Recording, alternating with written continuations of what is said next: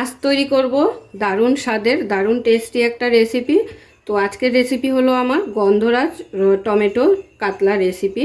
তো গন্ধরাজ কাতলা রেসিপি তো অনেকেই অনেকভাবে খেয়েছেন। আজকে আমি তৈরি করে দেখাবো সম্পূর্ণ পেঁয়াজ রসুন ছাড়া গন্ধরাজ টমেটো কাতলার রেসিপি। তাহলে চলুন শুরু করা যাক।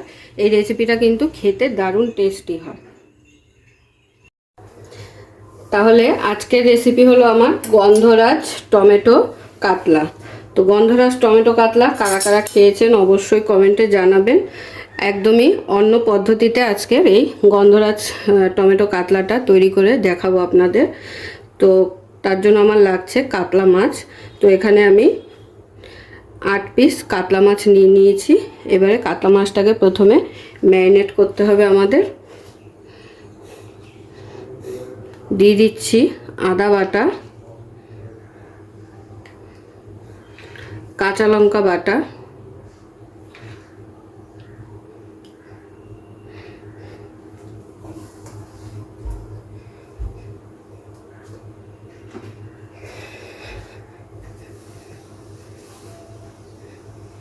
হলুদ,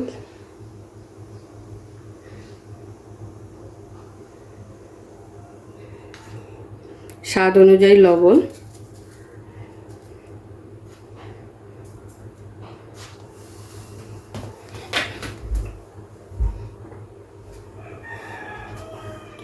আর সঙ্গে দিয়ে দিচ্ছি একটু সর্ষের তেল।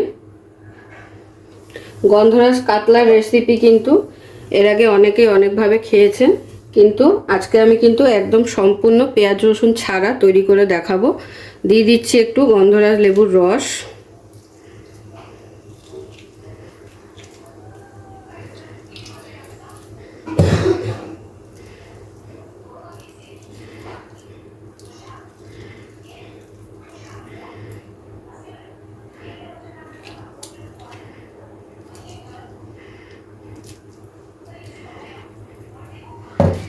এবারে মাছগুলোকে মাখিয়ে নেব।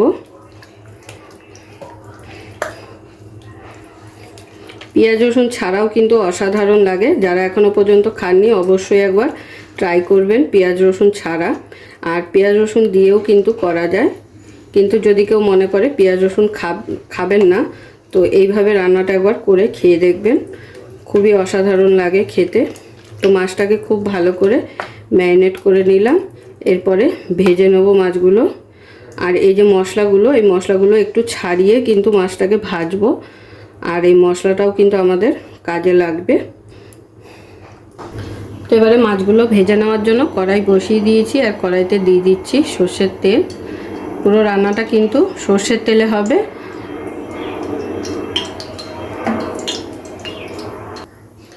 তেলটা যখন এরকম ধোয়া ওঠা গরম হয়ে যাবে, তখন কিন্তু এক এক করে মাছগুলোকে ছেড়ে দেবো ভেজে নেওয়ার জন্য। মাছগুলো এক পিঠ ভেজে নেওয়া হয়ে গেছে, এবারে উল্টে দেবো।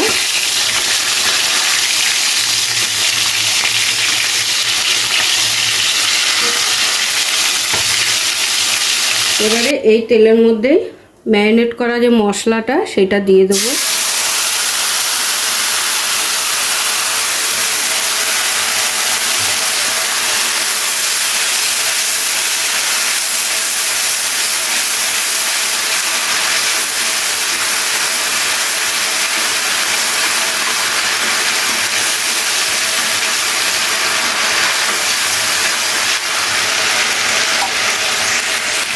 ম্যারিনেট করা মশলাটা তেলের মধ্যে দিয়ে কিছুক্ষণ নাড়াচাড়া করে মশলাটাকে একটু ভেজে নেব, যাতে মশলার কাঁচা গন্ধটা চলে যায়।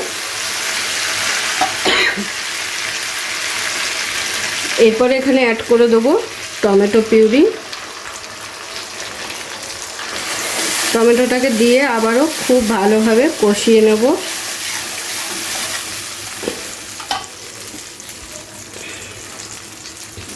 আর তার সঙ্গে দিয়ে দিতে হবে কিছু গুঁড়ো মশলা, যেমন স্বাদ অনুযায়ী লবণ, হলুদ। নুন হলুদ ম্যারিনেশনে দেওয়া ছিল, তাই হলুদটা অল্প পরিমাণে দিলাম। কাশ্মীরি লঙ্কা গুঁড়ো,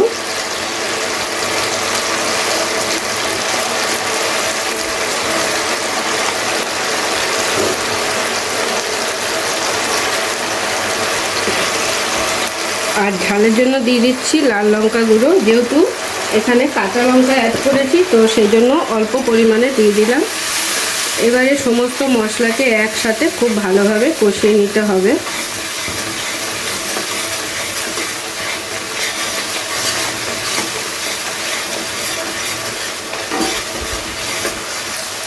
মশলাটা কষাতে কষাতে যখন দেখবেন মশলার গা থেকে এরকম তেল ছাড়তে শুরু করেছে, তখন বুঝতে হবে যে আমাদের মশলাটা খুব ভালোভাবে কষে গেছে আর যে টমেটোর কাঁচা গন্ধটা সেটাও চলে গেছে।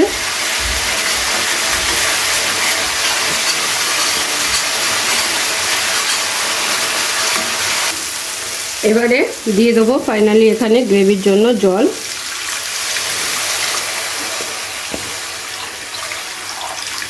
খুব বেশি কিন্তু জল দেব না, কারণ এই রেসিপিটা একটু গা মাখা হবে। ঝোলটা যখনই ফুটে উঠবে মাছগুলোকে এর মধ্যে ছেড়ে দেবো। তো ঝোলটা যখন এরকম ফুটে উঠবে তখন কিন্তু ঝোলের মধ্যে মাছগুলোকে দিয়ে দিতে হবে।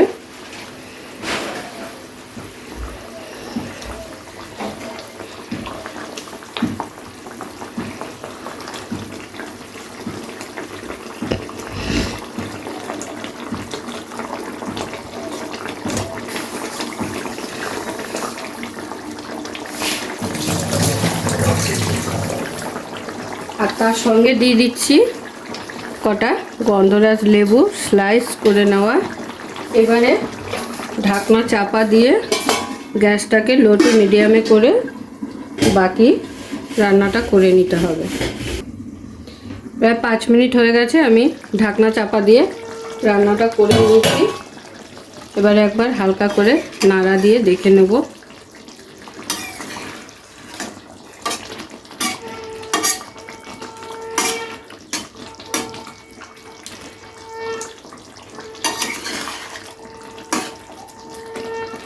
তো দেখতেই পেলেন কত সিম্পলভাবে আর একদম কম উপকরণ দিয়ে কিন্তু আজকের এই রেসিপিটা আমি তৈরি করে দেখালাম, গন্ধরাজ টমেটো কাতলা। তো আমার কাতলা মাছের গ্রেভি কিন্তু প্রায় টেনে এসছে, আর একটু টানিয়েই কিন্তু আমি নামিয়ে দেবো। আগেই বলেছি একটু গা মাখা হবে। আরও 5 মিনিট আমি একটু ফুটিয়ে নিয়েছি। গ্রেভি কিন্তু আমার পুরোটাই টেনে গেছে, আর কিন্তু টানাবো না, তাহলে একদমই ঝোল থাকবে না।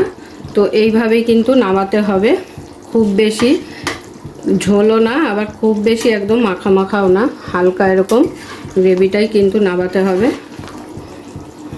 গ্রেভির টেক্সচারটা দেখে আশা করি বুঝতেই পারছেন।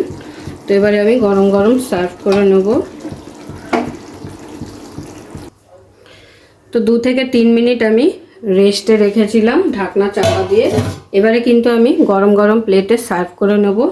আর আজকের ভিডিওটা অবশ্যই আপনাদের সকলের ভালো লেগেছে, আর যদি ভালো লেগে থাকে তাহলে প্রতিবারের মতো লাইক কমেন্ট শেয়ার করতে কিন্তু ভুলবেন না। আর পাশে থাকা বেল আইকনটি অবশ্যই প্রেস করে নেবেন, যাতে সবার প্রথমে আমার সমস্ত ভিডিওর আপডেট আপনাদের কাছে চলে যায়। তাহলে চলুন এখন প্লেটে সার্ভ করে দেখিয়ে দিই।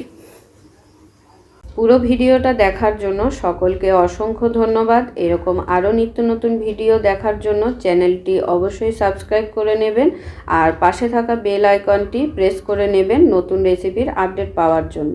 তো সবাই ভালো থাকবেন, সুস্থ থাকবেন। আবারও দেখা হচ্ছে আপনাদের সাথে নতুন একটি রেসিপি নিয়ে।